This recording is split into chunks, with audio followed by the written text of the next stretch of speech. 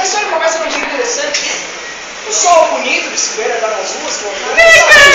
Mais alto. De repente, Noemi aparece. Com acha. Ela morde em você e o dente mole dela cai.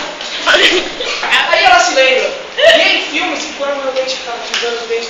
Quando o dente cai, eu ganho dinheiro por isso. Aí ela pensou, vou colocar o dinheiro debaixo do travesseiro. Aí ela pegou e colocou o dente embaixo do travesseiro. E bom, apareceu a fada dos dentes. Aí ela pediu um desejo pra fada do dente. Que transformasse ela em boneco. Aí, só que como a mágica da fada não era perfeita, houve os efeitos colaterais. Fada brasileira. E aí, deu um tipo uma pulga nela e ela ficou do mal. E agora, Vai, Carol, vem.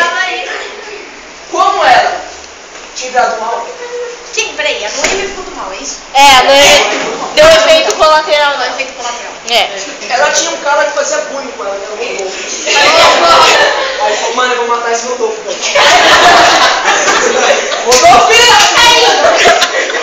Aí depois lá no moral, tá ligado? Pegou uma faca, um peixeira, tá ligado? Do tamanho do meu pé.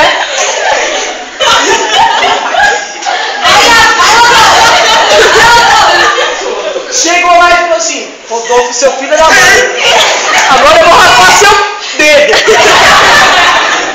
E raspou dedo por dedo dele. Deixando ele sem dedo. Aí agora eu vou cortar seu pé. Mas não tinha isso de tortura na história. Mas você pode aumentar um pouquinho? Você não, você quer, tipo assim. Aí a Noemi já apontou, mano, você quer morrer agora ou quer morrer sofrendo? Eu vou te matar. Aí a cabeça dela saiu rodando. Dele. Aí caiu no chão. Fica aí, a Carol.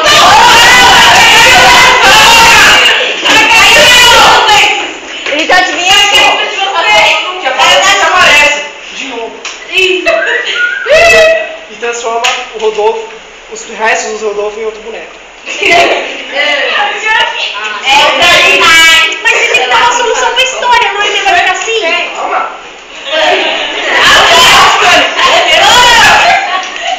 Aí. Mas os dois começaram a brigar. Não me diga. Os dois pegaram a mão e pá, Tipo, aí. A mãe ainda ganhou a luta. Não, não. Aí a fada do dente, como era muito generosa, falou assim, ó, como você ganhou a luta, eu vou te transformar em coisa feia de novo, em humano de novo. Aí ele foi lá e fez lá os capítulos dela, e ela voltou a ser assim.